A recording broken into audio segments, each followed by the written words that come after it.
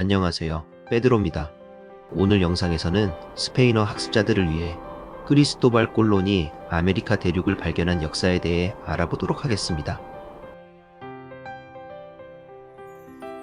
우리에게는 콜럼버스로도 알려진 이 인물은 15세기 중반 이탈리아의 제노바 공화국에서 태어났습니다.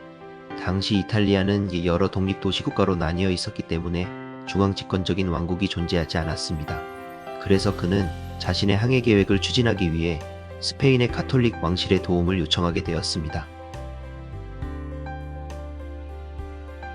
꼴론은 처음에 포르투갈, 이탈리아 등 여러 유럽 국가의 지원을 요청했지만 대부분 거절당했습니다. 포르투갈은 이미 아프리카 해안을 따라 동방 무역로 개척에 집중하고 있었고 이탈리아는 정치적으로 분열되어 있었기 때문입니다. 반면 스페인은 당시 이사벨 여왕과 페르난도 왕에 의해 통일된 강력한 왕국으로서 새로운 동방 무역로 개척과 기독교의 확산이라는 전략적 목표를 가지고 있었습니다. 이러한 이유로 스페인의 가톨릭 왕실은 다른 국가들과 달리 꼴론의 제안을 받아들이고 그의 항해를 지원하게 되었던 것입니다. 당시 유럽은 동양으로부터 비단, 향신료, 도자기, 귀금속 등을 많이 들여왔습니다. 이들 상품은 유럽의 왕실과 귀족들 사이에서 매우 인기가 좋았고 상인들에게도 큰 경제적 이익을 가져다 주었기 때문에 아시아와의 무역은 경제적으로 매우 중요한 의미를 가졌습니다. 이처럼 동양은 유럽에게 있어 매우 중요한 무역 대상이었지만 기존의 동쪽으로 향하던 아시아 항로가 오스만 제국의 확장과 통제 등의 요인으로 불안정해졌습니다. 따라서 꼴론은 원래 기존의 항로에서 벗어나 서쪽으로 항해하여 아시아, 특히 동인도에 이르는 새로운 해상 무역로를 찾고자 했습니다. 꼴론은 그동안 아무도 시도하지 않았던 서쪽 항로를 통하면 더 빠르고 효율적으로 아시아에 도달할 무역 항로를 개척할 수 있을 것이라 믿었습니다. 1492년 꼴론은 세 척의 배를 이끌고 대서양으로 항해를 시작했습니다. 수개월에 걸친 험난한 항해 끝에 10월 그는 카리브해의 섬에 도달하게 됩니다.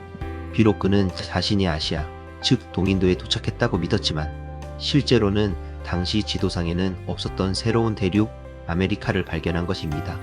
비록 원래 목표했던 아시아에 도달한 것은 아니지만 꼴론의 이 항해는 당시의 기술적 한계를 극복하고 미지의 세계에 대한 도전을 성공한 상징적인 사건으로 기록되었습니다. 꼴론은 죽는 날까지 자신이 발견한 땅을 동인도라고 믿었습니다. 그는 실제로 그가 아시아의 일부에 도달했다고 믿었고 자신의 항해를 후원해준 스페인 가톨릭 왕실의 기대를 만족시키고 자신의 업적을 정당화하기 위해서도 평생 동안 자신이 발견한 땅을 동인도라고 주장했습니다. 따라서 아메리카 대륙에 원래 살던 원주민들을 인도 사람, 즉 인디오라고 부르게 된 것입니다.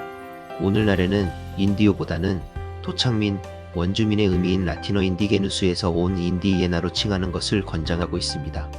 당시 유럽에는 아시아에 대한 정보가 매우 부족했고 신대륙의 존재를 인식하지 못했기 때문에 생긴 일입니다.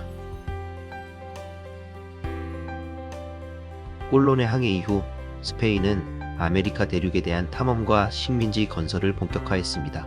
초기에는 스페인 왕실의 명령에 따라 원주민과 교류하며 무역과 기독교 전파를 시도했으나 시간이 지나면서 금과 은 등 귀중한 자원을 수탈하는 한편 엄격한 식민지 행정체계를 구축하고 원주민에 대한 강제 노동과 폭력, 질병 확산 등 큰 피해를 발생시켰습니다. 이와 같은 통치는 수백 년 동안 지속되며 아메리카의 사회, 경제, 문화 전반에 깊은 영향을 미쳤습니다. 이로 인해 아메리카 원주민들에게 깊은 상처를 남겼으며 유럽과 아메리카의 문화적 충돌을 심화시켰습니다. 오늘날 크리스토발 꼴론에 대한 평가는 매우 복잡하고 다양합니다. 그의 대담한 항해와 새로운 세계의 발견이 인류 역사에 큰 변화를 가져온 업적으로 칭송받는 한편 그의 항해로 인해 아메리카 원주민들에게 가져온 고통과 스페인 식민지 지배의 잔혹함 때문에 비판의 대상이 되기도 합니다. 이처럼 꼴론은 위대한 탐험가이면서도 논란의 인물로 남아있지만 오늘날 우리 인류 역사에 그리고 스페인어를 공부하는 우리에게 매우 중요한 인물입니다. 여러분의 생각은 어떠신가요? 댓글로 의견을 남겨주세요.